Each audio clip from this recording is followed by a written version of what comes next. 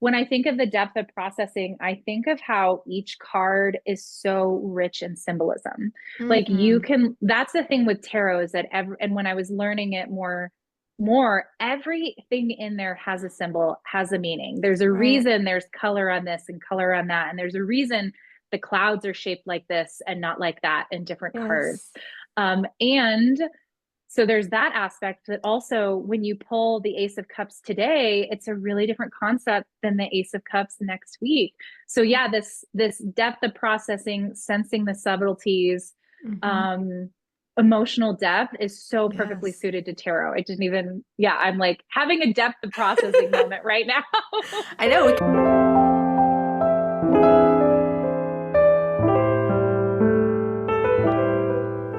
Welcome to Sensitive Stories. This episode is for educational purposes only and is not intended as a substitute for treatment with a mental health or medical professional. Let's dive in. Arianna, can you start off by telling us your HSP discovery story? How or when you realized that you're a highly sensitive person? Oh my gosh. It was back in 2016, way back in the day, and I had just moved to Fort Collins, Colorado, and was so excited to be in the big city after living in a rural mountain town. And I was like, how can I make some friends? And so I was looking on meetup.com, and there was a group for highly sensitive people. And I was like, huh, what is this? Could this be me? And I went to a couple of the meetups and just felt so much kinship to everyone and just not like the weirdo in the Yeah. group. Like all of us were weirdos in our own way. And then I was like, oh, this is really clicking. But I had a lot of doubt and also what I know now, some grief too, around kind of understanding that I was an HSP. And so I remember doing a call with someone who was like an HSP coach and kind of explaining my experience. And I remember vividly, she said, well, there's nothing that you shared that makes me think you're not an HSP. And so I was like, okay, all right. I think I'm a Yes. highly sensitive person. And then as I read more of the books and then also stepped into it being my clinical specialty as a therapist, I was like, yes, this is 100% me. And then I think whenever, I think part of the HSP discovery process, and you can tell me if this is the case for you, is there's almost like you go back in time and Yep. revisit your past selves.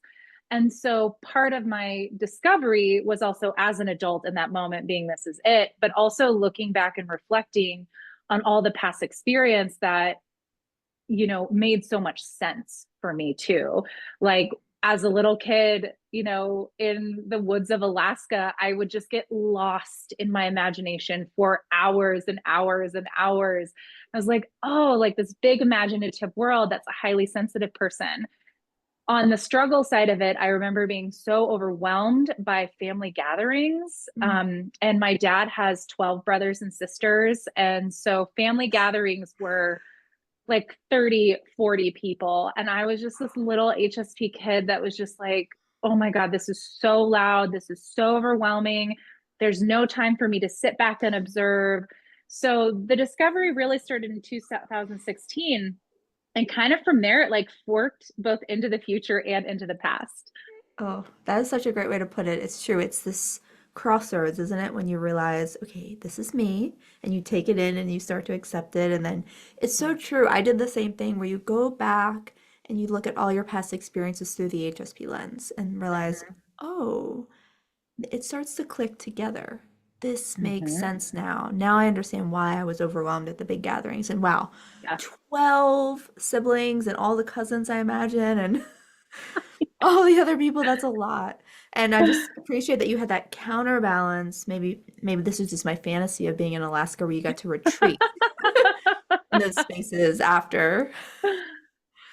Yes. I mean, I think in some ways, I think if I had lived in somewhere else or had a different environment, my discovery process might have been different. Mhm. And in some ways, growing up in it's not rural Alaska. It's rural by lower 48 standards, but not by Sure. Alaska standards. Growing up in the middle of nowhere really lended itself to my sensitivity and to my imagination and having space to process. And it was so quiet. Yes, Right that now, sounds imagine if I was an amazing. HSP growing up in like a busy city and a Yeah. lot going on. It might have been a different story, you know? A very different story. Because something that's interesting about your version is that you weren't seeking this piece about yourself because you were burned out or sick. From what you said, that may not be true. Mm, It was more of mm, a, oh, I'm stumbling on this versus I need an answer. This, the energy of how you were talking about felt a little softer than some of the other versions I've mhm. heard. So I wonder if that's true for you, if it felt more of a discovery versus a necessity. You know, I think when I think back to this story, it was one of delight of like stumbling Mm-hmm. upon this group of friends. But in it also were layers of grief after that because Yeah. I did really struggle in some work environments. And so I think part of searching out just coincided with moving to a new city and wanting to make Mm-hmm. friends.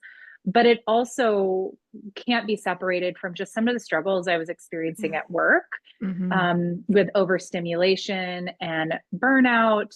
I don't know if I knew it was burnout back then, but definitely overstimulation.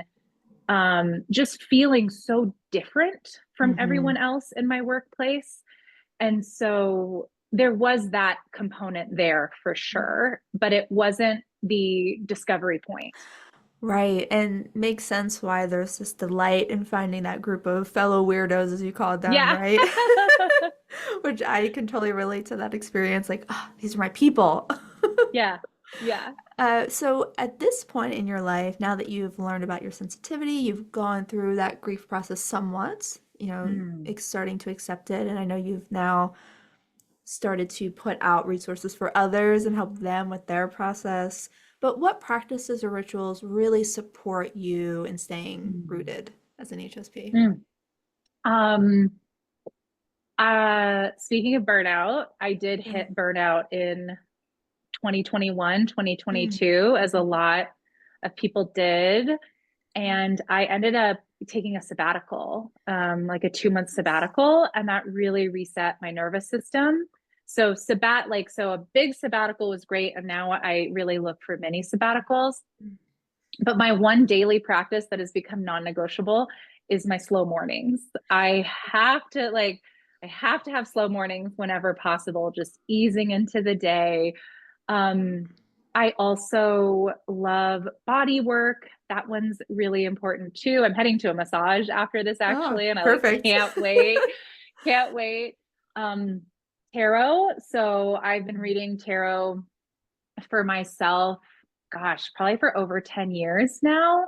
For a really long time. I just say over 10 years so I don't feel old. Sure. Like it might have been more than that.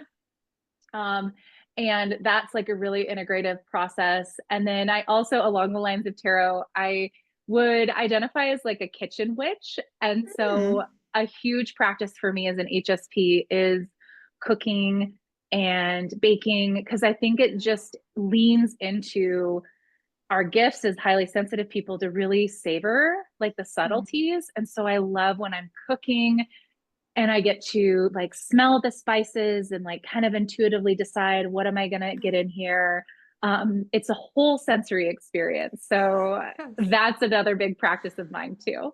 Oh, I love that. The savoring is so nice, the tactile Yeah. experience of it, and just the Yes. slowing down and simplifying when you're in the Yeah. kitchen. I love that. Kitchen witch. So beautiful. Yeah.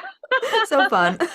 I have a magnet on that my mom got me. It says love people, cook them tasty food. Oh, And so I yes. love when I get to, I I don't have a great size of a house to host, Uh-huh. but I love like when my friend had her first baby, I like Mm, brought a thing of chili to her. I just think yes.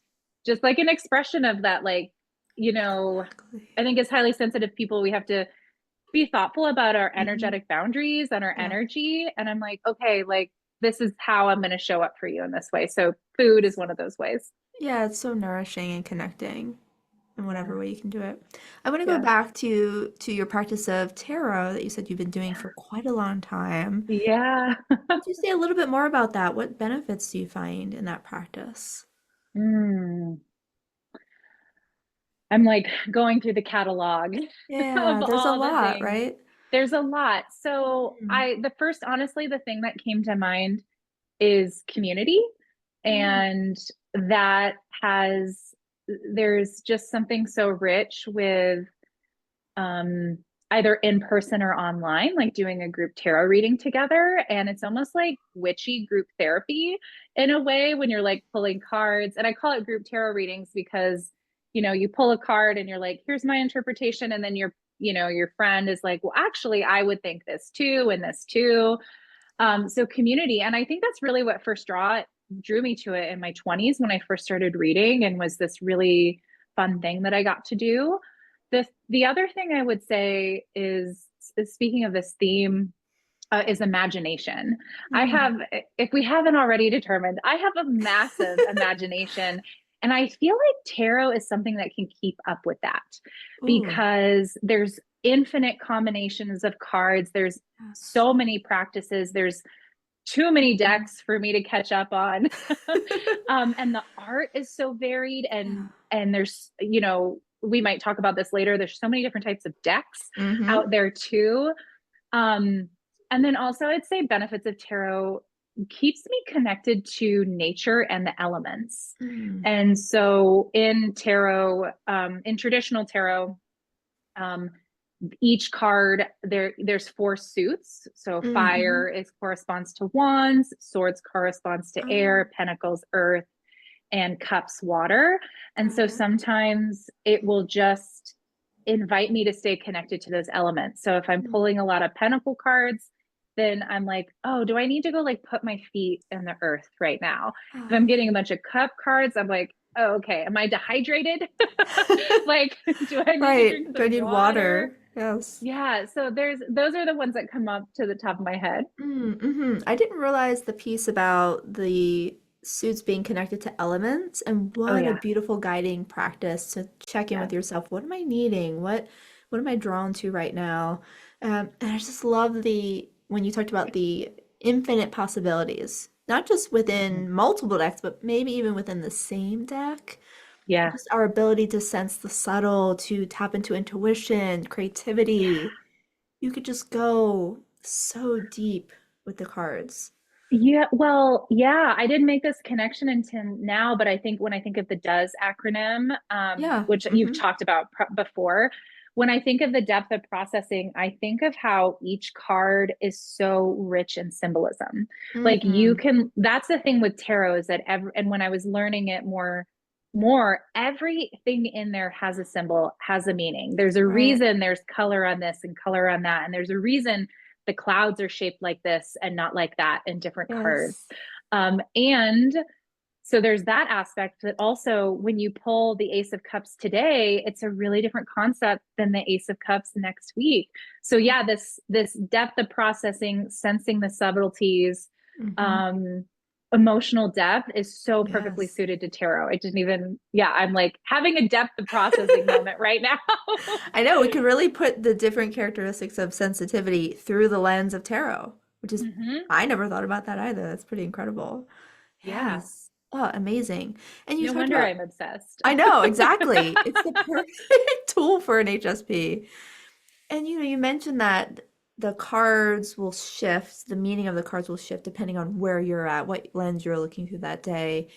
I do want to ask you a question about the symbolism because every deck you get comes with a little guidebook, or I assume most all decks do. Yeah. Is do you is that something you need to follow, or can you make up your own rules with a Mm. deck? What are your thoughts on that?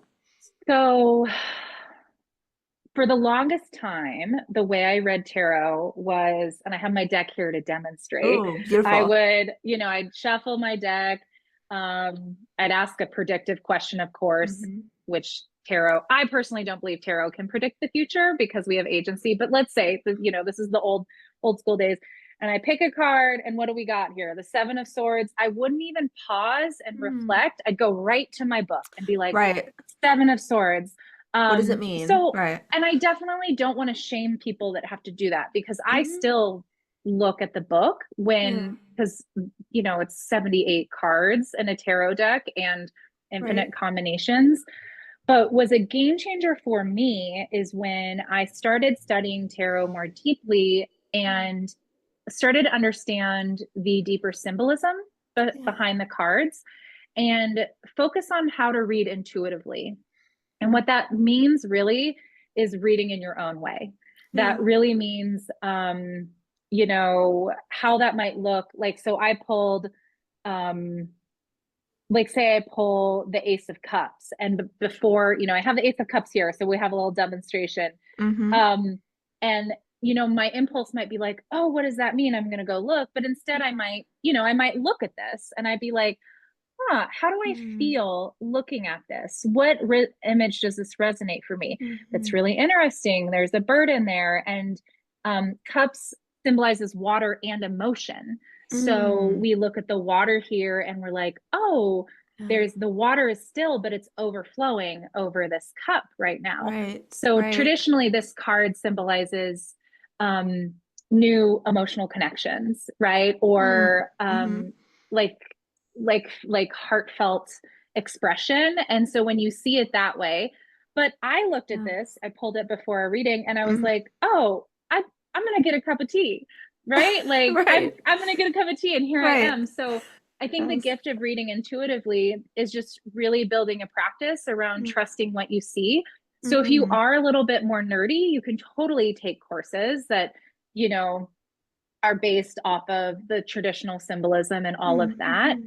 But you also don't have to. You can just go with what your gut says. And neither is right or wrong. It's just what works for you and what feels good. Yeah, I love that. There can be more structure if you're looking for containment as you're Mm-hmm. exploring and looking within, or just not familiar with the cards, or you can just dive into the open Yeah. waters of it. Yeah. Yeah. And I'm like, I want to be a Yeah. student forever. So Yes. I've taken a lot of tarot classes. Mm. But I really had them focus on how to read intuitively, you know. Yeah. I've never been someone that's like, I want to study the history of tarot. I'm like, no, how Mm. can I connect it to my intuition, my emotional Yes. wisdom, my day to day, like the practicality of it. Right, exactly. And as you're diving into this practice, I wonder, is this a spiritual practice? Can this be a secular Mm, practice for folks who aren't familiar with it and might be thinking, well, I don't know if that aligns with my values or yeah. belief system. Could you Yeah. speak to that? Yeah. I think that's a really important conversation to have. And I Mhm. 100% believe that tarot can be secular and actually be Mhm. a really powerful secular practice. Yeah. And I probably am coming at that as a therapist, right? Sure. That knows that at its core, tarot can be a really powerful projective tool, right? What I see, well, actually, let's do a different one here. Oh, We got the sure. Four of Cups here, right? What Yeah. I see with the Four of Cups is different than what you see, Right. right? And Yes. so that doesn't have to have a spiritual component. It's the secular like projectiveness. Mm. You can also use tarot for if you're an author, you can use it for storytelling. So Mm. Sure. let's actually do maybe you're like writing a story and you're like, oh, like what should be the next struggle that my Mm. character faces, I and let's love see, let's this. pull here. Um, okay, so we got the Knight of Pentacles here, Mm. which is a person on a motorcycle. Perfect. So like the next struggle, and once again, I'm going to take out interpretation. Like the next Sure. struggle is the knight is um I mean, this is where it can be infinite, right? Like the author Right. can be like, and then they meet a stranger on a motorcycle, like Right. literal, right? Exactly. Or and then I'm trying to not bring in the traditional stuff of Knight of Pentacles, but the traditional stuff of Knight of Pentacles is around slow, trotting, steady progress. And Mm. so if they wanted to weave that in, the author might be like, oh, they're feeling really frustrated with how slow their goals are coming, right? Yes. Not secular.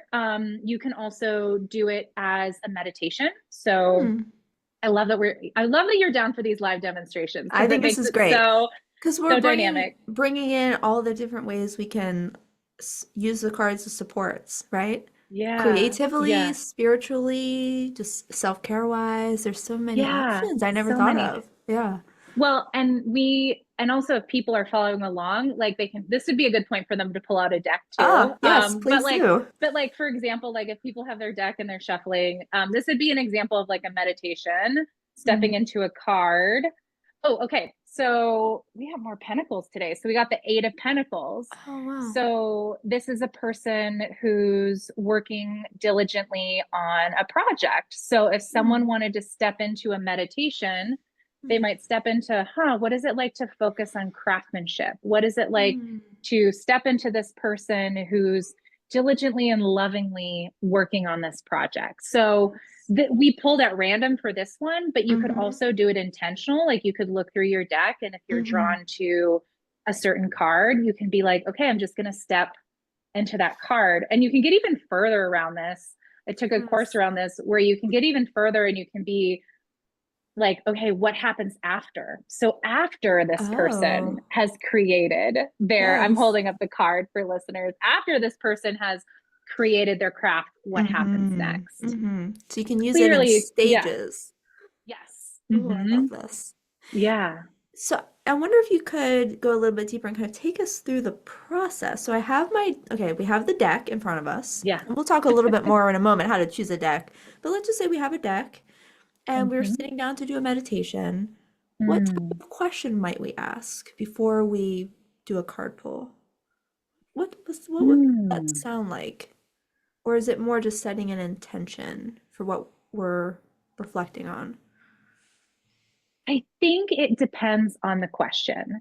So, Mm-hmm. one of my mottos as someone who reads for myself and other people is specific questions get specific answers. Ah, So sure. often people, if they're pulling cards and they're like, this doesn't make sense, I'm asking one, how specific was your question was? Mm-hmm. And two, was it predictive?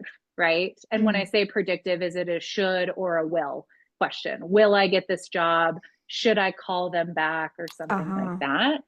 Um, so I think I think that's the first piece is it depends upon the intention as So let's well. say that you wanted to use tarot as a morning reflection. So to get up Mhm. in the morning. So I'm just because I'm not memorized. So some questions could be where can I focus my energy? And these are all HSP, very HSP specific. I had made these in mind. What can help me feel grounded today? Mm. Mhm. What lesson is today teaching me? This one, especially for HSPs, how can I protect my energy today? We talked about that Mhm. earlier. What does my sensitive soul need most right now? And Mm. what HSP strength can I lean upon today? Ooh, love that. So you can see how those questions are all very specific and they're not predictive. So let's say someone was doing a morning card pull and we're looking at what HSP strength can I lean on today? It's so funny. My gut was like, but it's the evening. Why are you doing a morning card pull? But it's demonstration purposes That's only. right. So, what HSP strengths can I lean on today? So I got the Knight of Cups. We have a lot of knights today, Yeah. which for listeners is a person on a motorcycle. They have a clear sky behind them. They're wearing a helmet with wings, and they've got this steamy, nice thing of cups. So I might say, okay, what HSP strength can I lean on today? The knights are typically associated with forward movement, and Mm. cups is associated with emotion. So my Mm. HSP strength would be leaning on moving forward with what feels emotionally right to me. So you can Yes. see, you can keep it so simple in that way. Mm-hmm. And so then say I want to journal, what's feeling emotionally right today? What is a goal that is important to me? Mm-hmm. Should we play around with evening? Should we talk I would about love evening to, one? yeah, just to see the Okay. counterbalance of that. Yeah. So for evening reflection, we have just a couple example ones I had. What did I learn about myself today? What energy from today should I release? Big one. How can Mm. I show gratitude for today's experiences? And another one of my personal favorites, what part of my day needs deeper reflection? Oof, that's good. Anyone, which one should we do for a live demonstration on that one? I mean, I'm feeling called toward the deeper reflection question. Okay. Yeah. Okay, so let's say you got your deck shuffling. What part of my day needs deeper reflection? Mm. Oh, we got the death card, Oh, interesting. which is traditionally kind of a scary card to get. It's a person on a white horse, a skeleton on a white Mm-hmm. horse, and there's a bunch of people. Actually, this is a really rich card for us to talk Mm-hmm. about. And on this card, there's, a skeleton on a white horse that's kind of symbolizing death. And then Yeah. there's four other people that all are Mm. having different responses to death. So the death card traditionally doesn't literally mean death. It Right. often means like rebirth Rebirth. or an ending of something. So if I got this card around what do I need to reflect deeper on at the end of the day, um, I often go to like some of the ways that I read tarot intuitively is I look at what the people on the card are doing, Mm. and um, I would ask maybe like, how am I?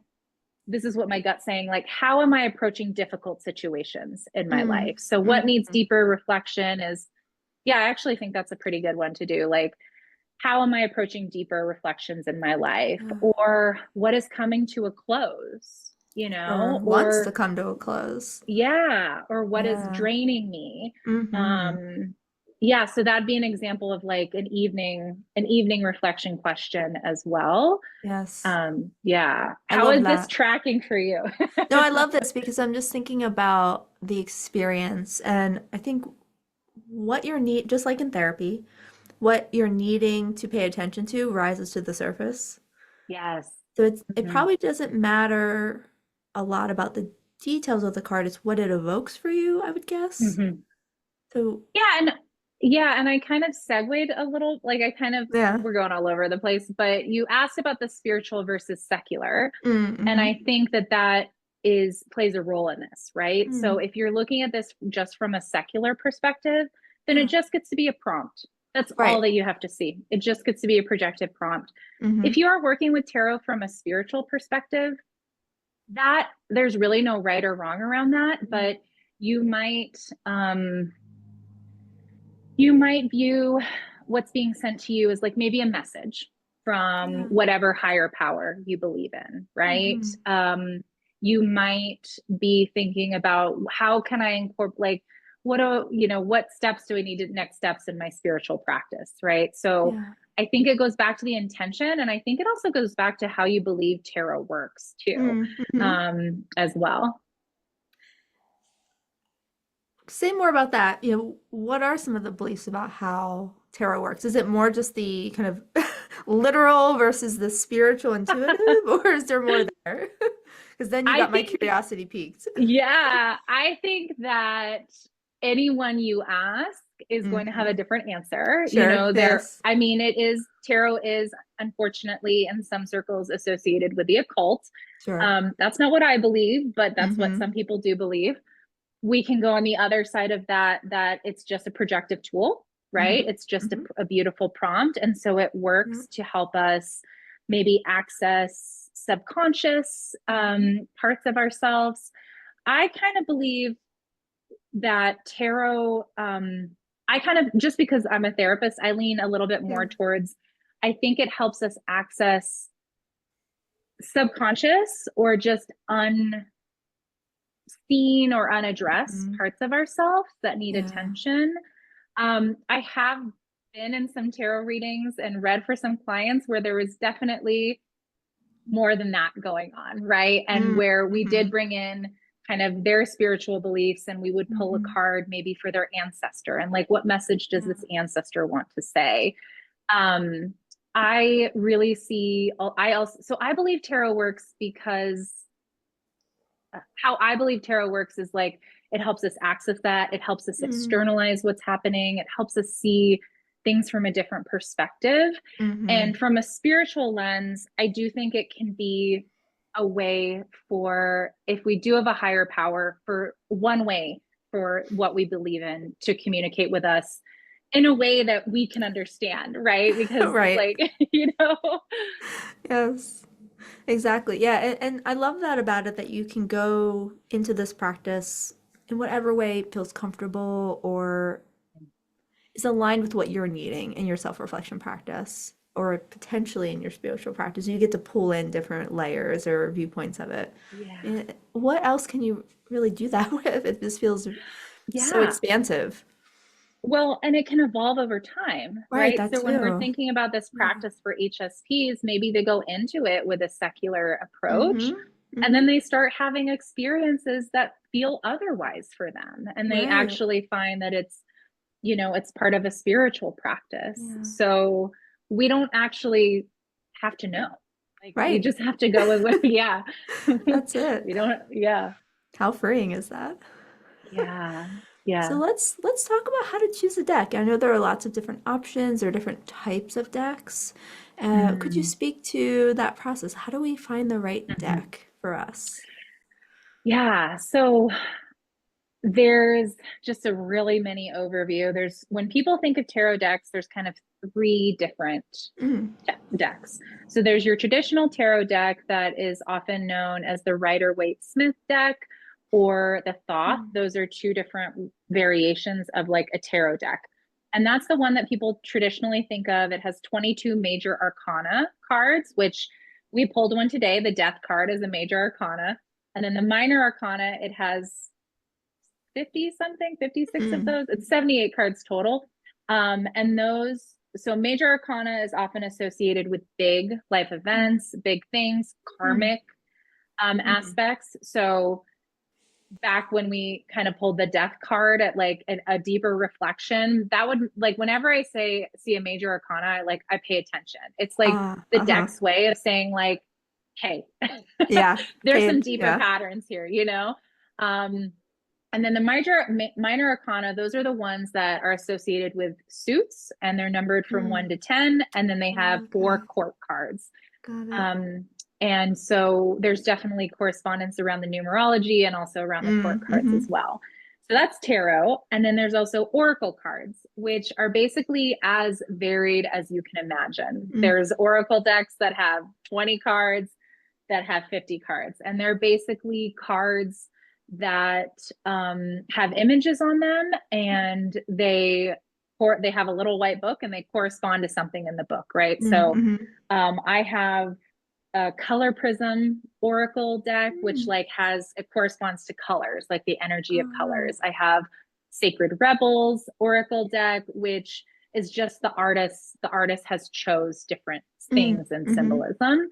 And then lesser known, but I have to name it, Norman deck. Have you ever heard of Lenormand before? No, I have not. Yeah. Well, I feel like just to be a responsible person, I have to name this deck because Uh-huh. if you get this deck thinking it's a tarot deck, you're gonna be really confused. But the Mm-hmm. Lenormand deck is different from tarot and oracle, and it has about 36 cards that have a set correspondence, and it's all very practical. So they have Mm, bear, shoe, key, tree. mm. I tried to get to be full disclosure. I tried to get in a Lenormand. I have a Lenormand deck. I couldn't figure it out. It was almost too concrete for me. But if Yeah, you are a concrete person, you might enjoy it. Enjoy it. sure. It's a certain way of reading it. So I Mm-hmm. can't entirely speak to that. So when you think about, so just so now we have that overview of like, okay, so there's kind Mm-hmm. of these three types of decks. They might be tarot, they might not be. Right. They're cards with images on them that Mm-hmm. correspond to something as Right. well. That's the The through line. Yeah, yeah. The best way to find a deck, I think, is to notice what you feel called to. Mm. And that might seem a little bit confusing because you're like, how do you know if you're called to a Sure. deck? Yeah, sure. And what I offer folks to do is to almost create a baseline in their body Mm. and first start like, so maybe you go into a mystical store and there's a bunch of tarot decks. Start with picking up one that you know you would not like, that you're Oh, that's great. completely turned off by, right? Yeah. Pick it up, hold it in your hands, see how that feels. Yeah. And then you have a baseline of like, okay, that's not the right deck. That doesn't feel Oh, that. that's a great Um, suggestion. yeah, yeah. So then you can kind of create you can kind of create, oh, I just saw a little blue jay on my, oh, Oh. that's so pretty. HSP squirrel moment. Then you can have like a baseline in your body. Mm, What I mm-hmm. tell folks when they're shopping for a tarot deck is just pay attention to mild curiosity. That's Mm. enough to choose a Yeah. deck. If you're enthusiastic, great. If you're excited, great. Go with mild curiosity. And then if you want, think logistically, is this going to work for me? Well, I want to go with an oracle deck because I can get started reading it easier. So even though I feel called to this and it's not an oracle deck, I'll give it a try. Or Yeah. you're called to it and you're like, oh, this isn't an oracle deck. I'm going to find something else. So I often Mhm. invite folks to lead with just their somatic wisdom, their intuitive wisdom, Yeah. and then test it out logistically. Mm-hmm. What a great way to enter this process of, okay, start with what you know you do not feel connected to, get that baseline going, and then see if something changes as you pick up decks that maybe you're drawn to visually. And Yeah. then you hold them and you realize, okay, something is here for me. Can you talk about the logistics a little bit more? It sounds like it's mostly around ease of use. Like the Oracle Mm. decks are a little bit more, I guess, or an entry level deck, or is that not true? Are they just easier to acclimate to? Mm. I think it is hard to compare them because Yeah. I use them for different uses. Mm. Um, I think it really just goes back to like, what do you feel drawn to? Are you Yeah. excited? I think maybe I think the qualifying question would be, are you excited about the structure of a traditional tarot deck? Okay. You know, Yes. because what Mm-hmm. I like about, because that's what you're going to find in every tarot deck is there's going to Mm-hmm. be the major arcana, Right. there's going to be the 1 through 10, there's going to be the court. Mm-hmm. And so that can feel really reassuring. Yeah. I Right. think in That's a way. true. Yeah. Yeah. So I think that would be the first question is like, are you excited by the structure of a tarot Mm. deck or not? Yes, And that if you're helps. not, then maybe you want to go to Oracle. And if you are, then maybe you want to go to Tarot, or maybe you want to get one of both on the days that you Mm. need more structure and ones that you don't. I love that, right? Meeting yourself Yeah. where you're at. Yeah. I'm curious if you can think of an example of when you might reach for an oracle deck versus a tarot deck in your own practice. Well, this kind of goes back to choosing a deck Mm. because I have found that, and this gets a little bit more spiritual leaning. I form relationships with my deck. In fact, you can actually interview your decks when you get them.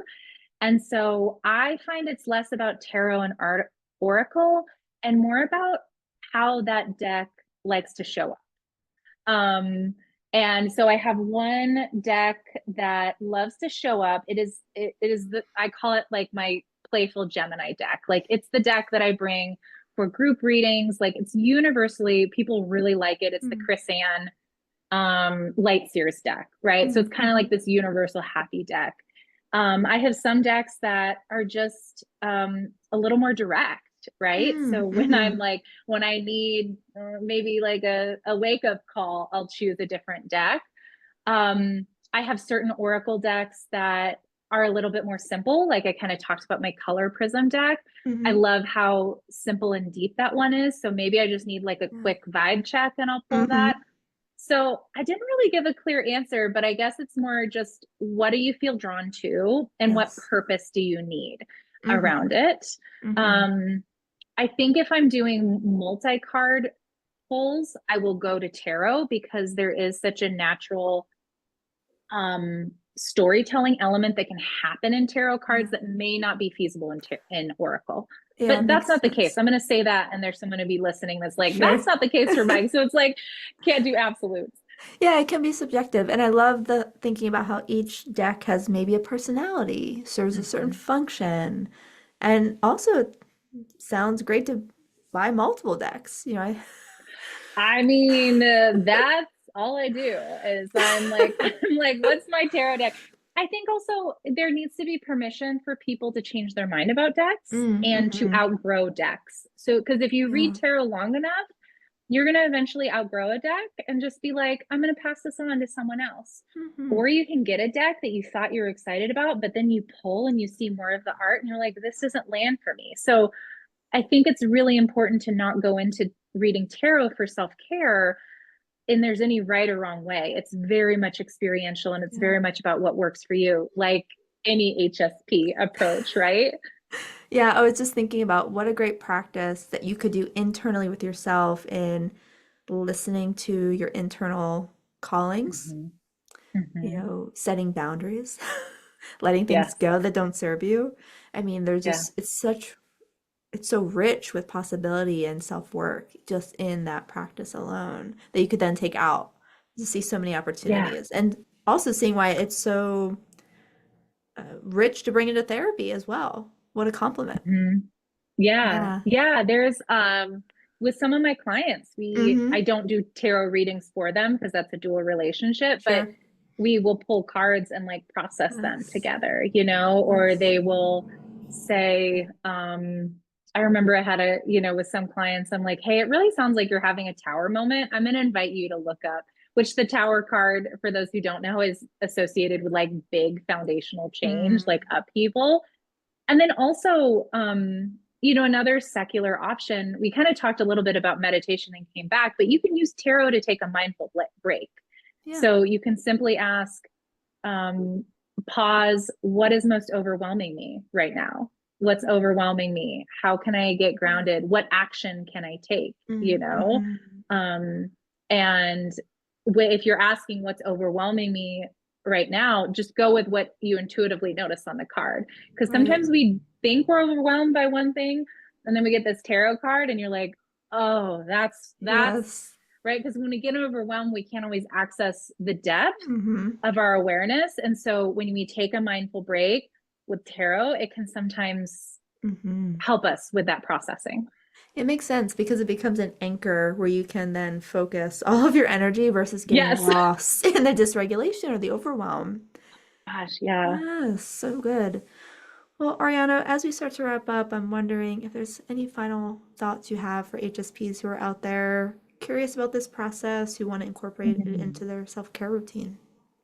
Hmm. I would just invite folks to stay curious, um, and just also to stay away. Well, to notice if there's like perfectionism that Mm. comes up, because there's a lot, right? We know HSPs are also really prone to perfectionism as a way to survive in a really Yes. overstimulating world. So just to notice, so I think experimentation is a great antidote to perfectionism. Just play with it. There's no mistakes. Just play. Like I just say, I'm just playing with tarot today. We were Yes. playing with tarot That's today. it. That's it. Yeah. Yeah, what a great opportunity to practice letting that go, softening those Yeah. those hard edges. Yeah. Yeah. Yeah, thank you for that. Well, I will be sure to share your website, your Instagram in the show notes so folks can reach out to you. I know you're also offering one-to-one tarot Mhm. readings. Could you share a little bit more about that for folks? Yeah. You kind of got like a mini little preview into Yeah. our little live, just some of the energy I bring. My tarot readings are pretty collaborative, pretty thorough, and not predictive. So I'm not a psychic, I'm not a medium, so I can't tell you when you're going to get pregnant, if you're going to get a job. So what I do, but I'm also very strength based. Mm. So, and also action oriented depending on it. So I might reframe the question of, if the question is like, am I going to get the job? I might help folks reframe that to something that is a little more focused on their agency and in their Mm. control. And we typically, like I said before, specific answers get specific questions. So I Yeah. spend time helping folks clarify their question. We pull some cards, we interpret it. I'm really clear with folks when I'm just interpreting the cards versus when I'm having intuitive hits. So I'll Mm. be like, here's what the card says. And then I'll be really clear of like, I'm getting an intuitive hit around this. Can I share this Yeah. with you? So that's Mm. just to kind of respect their consent around this. And also around consent, I ask what their spiritual beliefs are. And if they do want to incorporate spirituality into their tarot reading, then I'll be like, okay, how do we want to do that? And if they don't, I give great secular Right. tarot readings because I'm because it's so rich. Like as we've Yeah. determined, tarot is so rich. And then I typically, to accommodate all processing styles and that depth of processing, I send folks a summary afterwards that has a Mm. photo of all the cards that they got, some action steps, so that they can continue to, and some integration questions. So it really Mm. is more like a tarot experience than just like this tarot reading. I'm not like, that's just like, that is just like, okay, here's your question and go, right? Like, I really want you to Hmm. feel, okay, what are the next steps for me? What has emerged? Yeah, I love that. It's because you're giving folks a full experience because so much of the processing will happen post Mhm. session, at least for me, to sort of Yeah. have the visuals and the integration questions will be so important for me as an HSP. So I love hearing that. It's like Yeah. you can really dive in and then do it in a way that works for you based on, what you're feeling is safe or what you're interested in or how you want to practice. Yeah. Lots of room there, depending on where Yeah. folks are. I love it. Yeah. Yeah. And Oh. if people have never done tarot, or even if they have a tarot practice, right? Mm-hmm. Because there's a reason that we don't do our own therapy, right? Like we need, Yes. so Yes. sometimes, like some of my biggest insights have come from when I received a tarot reading from other people, because I'm like, oh, I Yeah. didn't see it that way, but you're totally right. Exactly. Someone to hold up the mirror for you. Yeah. Yeah, I Yeah. love that. Thank you. All right. I'm so glad we got to talk about this I today. know this is incredible. I'm sure that this is going to be a great resource for HSPs out there who are needing kind of that guide inward, right? Yeah. I'm always needing Yeah. those And something supports. concrete, like Exactly. something Right. concrete, like it almost gets to be like a transitional object, like Yes, exactly. and just like we are talking about those mindful breaks around that as well, Yes. and just something explorative and curious. Yeah, right, exactly. Something you can hold on to and Yeah. lean on. Yes, I Yeah. love it. Well, thank you so much, Ariana. I really appreciate it. Thank you, April. This was great. Thank This you. was amazing.